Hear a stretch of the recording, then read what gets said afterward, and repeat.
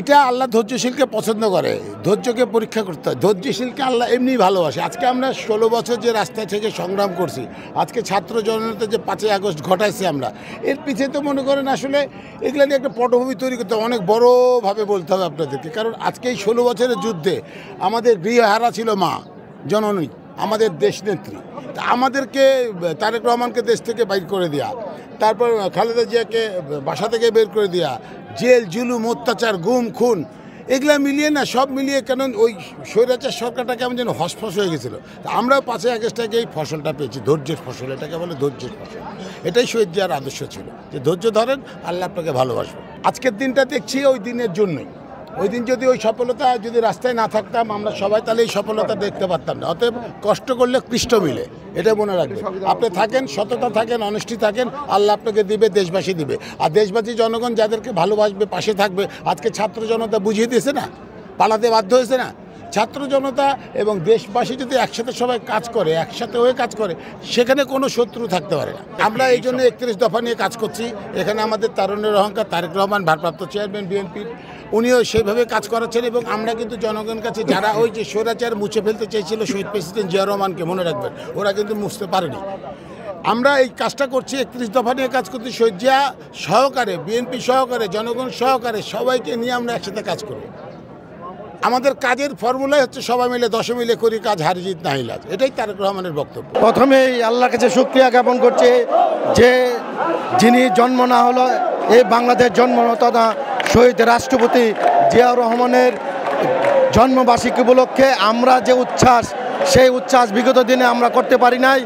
কারণ এই স্বৈরাচারিণী শেখ হাসিনা কোনো মুক্ত বুদ্ধি কথা বলার সুযোগ কাউকে দেয় নাই, সারা বাংলাদেশকে একটি ফেসিবাদের রাষ্ট্রে পরিণত করেছে।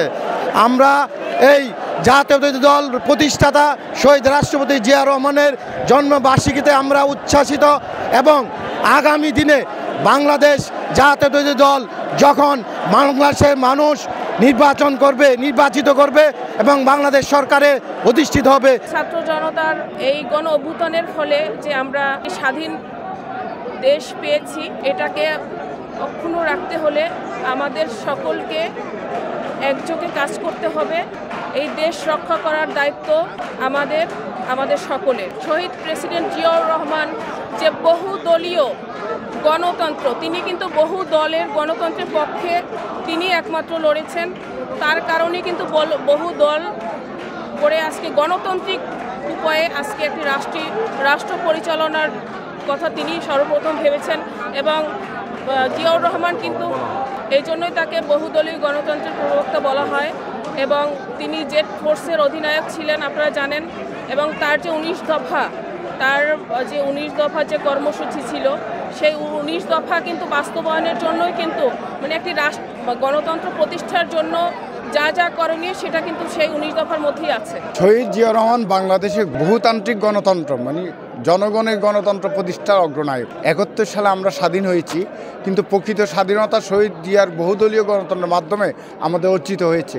উনি মুক্তিযুদ্ধের সেক্টর কমান্ডার, উনি জেড ফোর্সের অধিনায়ক ছিলেন, কিন্তু ওনাকে বাংলাদেশের মুক্তিযুদ্ধের ইতিহাস থেকে মুছে ফেলার একটা চক্রান্ত হয়েছে। বাংলাদেশের মুক্তিযুদ্ধকে যদি সার্বজনীন করতে হয়, অবশ্য মুক্তিযুদ্ধের সব অংশকে স্বীকৃতি দিতে হবে। কিন্তু বিগত সরকার এই ভুল করে, যিনি তার পিতার অর্জনকে তারা মুছে দিয়েছে। কোনো অতি ক্ষতি জিয়াউর রহমানকে কখনো বাংলাদেশের ইতিহাস থেকে মোছা যাবে না। জিয়াউর রহমান বাংলাদেশের মাটি মানুষের নেতা ছিলেন। জিয়াউর রহমান ছিলেন স্বাধীনতার ঘোষক। জিয়াউর রহমান ছিলেন সেনাবাহিনীর নেতৃত্বে যে বিদ্রোহ সংগঠিত হয়েছিল, স্বাধীনতার যুদ্ধ সংগঠিত হয়েছিল, সে যুদ্ধে যদি সেনাবাহিনীর নেতৃত্বে না আসতেন তখন স্বাধীনতা হতো কিনা এটা সন্দেহান। এই কারণে জিয়াউর রহমানকে কেউ ইতিহাস থেকে মুছতে পারবে না। আজকে শহীদ জিয়ার জন্মদিনে আমি দেশবাসীকে শহীদ জিয়ার আত্মার মাগফিরাত করি এবং দেশবাসীকে শুভেচ্ছা জানাচ্ছি। আজকে শেখ হাসিনার পতন হয়েছে 5 মাস, আজকে 14 দিন। তবে এরা এখন পুনর্জীবিত হওয়ার চেষ্টা করতেছে। 1975 সনের পট পরিবর্তনের পরে কাদের সিদ্দিকী, আপনারা নাম শুনছেন না, বাঁকা কাদের সিদ্দিকী, তিনি ভারতে আশ্রয় নিয়েছিলেন। তিনি ভারত থেকে 17 বার বাংলাদেশে ঢোকার চেষ্টা করেছিলেন, কিন্তু শহীদ রাষ্ট্রপতি জিয়াউর রহমানের একনিষ্ঠ নেতৃত্বের কারণে, তার বলিষ্ঠ নেতৃত্বের কারণে ভারতের সহযোগিতা থাকার পরেও কাদের সিদ্দিকী বাংলাদেশে তার দলবল নিয়ে প্রবেশ করতে পারে নাই।